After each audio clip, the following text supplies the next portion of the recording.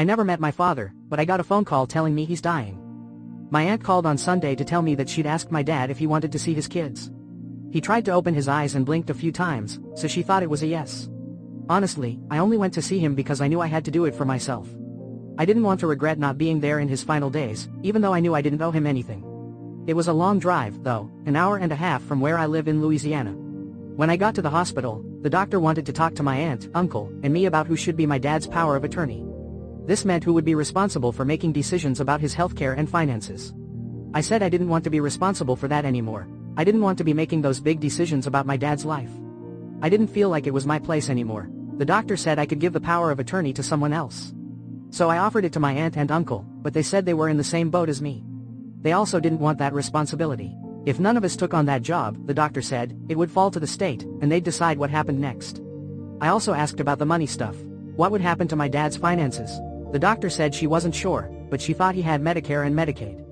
These are government programs that help people pay for healthcare. Anything those programs didn't cover would be the responsibility of the power of attorney. This meant that whoever took over this role would have to pay for anything my dad needed that those programs didn't cover.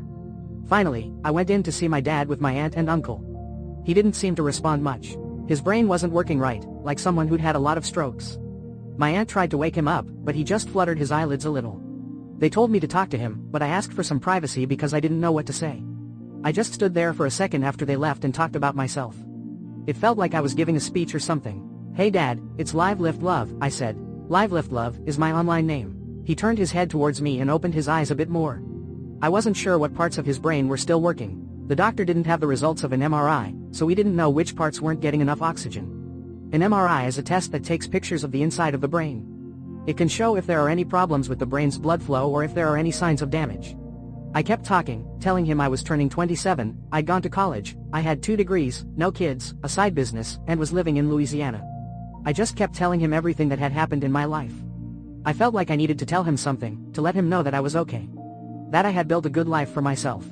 Then, I said something like, "I know it's been 21 years since you've seen or heard from me."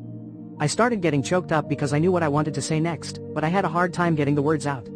I really wanted to say something to him, but I wasn't sure how to say it. I didn't want to be angry, but I was also hurt.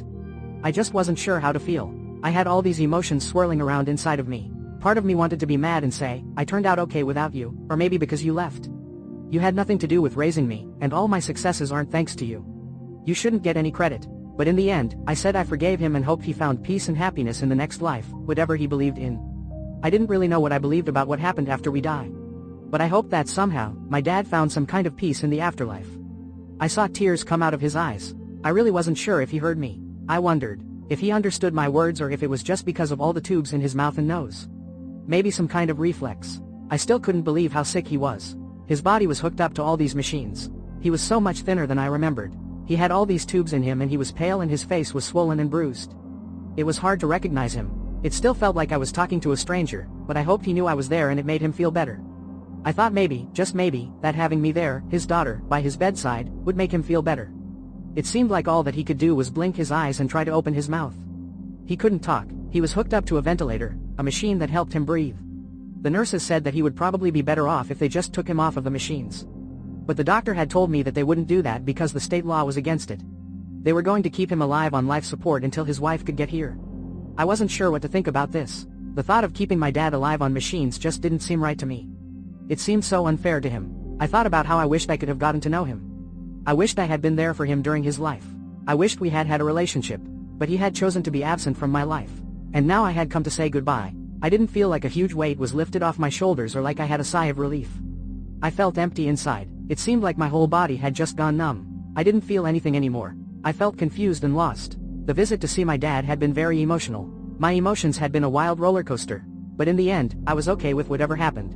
I knew I wouldn't regret anything about it. I was there for my dad. I was able to say goodbye to him. I had fulfilled my obligation to him. My dad hadn't been there for me. He had made a choice to be absent from my life. I was glad that I could make this small gesture for him. I was glad I had shown up. Apparently, some of my dad's friends were at the hospital, too. They looked at me and said, "Wow, she looks just like her mom." They had never met me. They had just seen pictures. They told me they were my dad's friends. They told me all these stories about my dad. They seemed to be so close to him. They had gone to school with my dad and they were all older. The friends told me that he had spoken about me often. He was proud of me. He bragged about all of my accomplishments. My dad's friends told me how much my dad loved me. It was so confusing to hear that. I hadn't ever heard anything positive from my dad. He had made me feel like he didn't love me or even know me.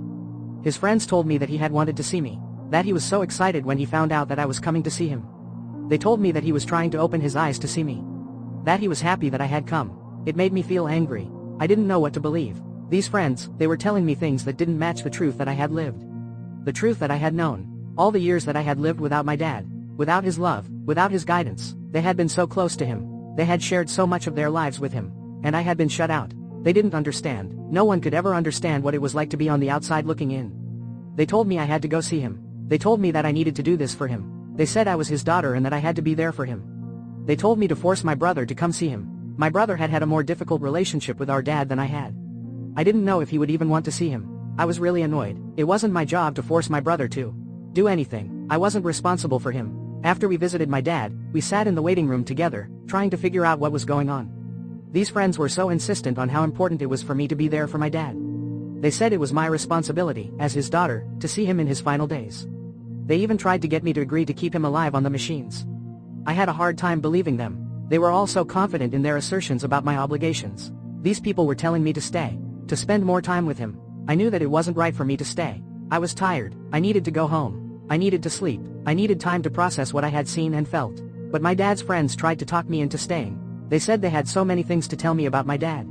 They wanted me to learn everything about him from them. It felt as if they wanted me to replace their place in his life. Like I was going to be able to absorb all of his memories and experiences and become the daughter that they wished they could have been. I knew that my presence was not going to be able to fill in the gaps that had been present in my dad's life. He had made his choices. He had chosen to stay away from me for so long. I couldn't erase those years. I just didn't say anything because I didn't want to be rude. But I was angry inside. I wanted to yell at them. In my head, I wanted to scream, "You and your opinions. You guys knew him better than I ever did, and it's not my fault or my brother's fault that he chose to be out of our lives. Don't tell me what to do." But it turns out the friends got in touch with my dad's wife in Vietnam. His wife was a woman from Vietnam. My dad had lived in Vietnam before he met my mom and they moved to the United States. They met during the Vietnam War. My dad had gone to Vietnam as a soldier. My mom was a young girl in Vietnam. I didn't know much about my dad's life in Vietnam. My mom didn't want to talk about it. She had lost many friends during the war. She also said that my dad changed a lot when he returned from Vietnam. He wasn't the same man anymore. He wasn't happy. He often felt confused and lost. I knew that my dad hadn't wanted to tell us about what he had seen and done while he was fighting in Vietnam. He probably thought that it would scare me or my brother. So he kept his experiences to himself. And that secret created a divide between us. A chasm that we never managed to bridge. His wife was trying to get a visa to come visit. He had met his wife before he met my mom. They had a relationship for a few years. They had even married in Vietnam before my dad had to return to the US to join the military. They tried to make it work, but it was hard. My dad's wife and my mom never got along. I thought about how my dad had never seemed happy to see my mom. He had seemed distant and cold toward her. Maybe he still had feelings for his first wife. They were trying to get her over here, but it was likely he would pass away before they could get her the visa. I didn't know what that would mean for his wife. It didn't seem fair to her, after all these years. My dad was going to stay on life support until they could get her over here, but it was likely he would pass away before they could get her the visa. My dad was going to stay on life support until they could get her over here, but it was likely he would pass away before they could get her the visa. I was shocked to find out that my dad had another family. It made everything even more confusing. I wondered if I could get to know his wife. I was curious to hear her story. I was curious to know more about this other part of my dad's life. I wished that my dad had been open with us about his past. I wished that he had told me about his other family. I was glad that my dad's friends had reached out to his wife. I hoped she could come see him. She probably deserved that. They had never been able to truly have a family. The life that they had always imagined together had been cut short by my dad's decision to return to the US to join the military. I was sad for them both. My dad's wife and his kids. It wasn't fair to any of them. We had all been victims of my dad's choices. Thanks for reading, everyone. I know this is long, but I wanted to update those of you who had offered advice.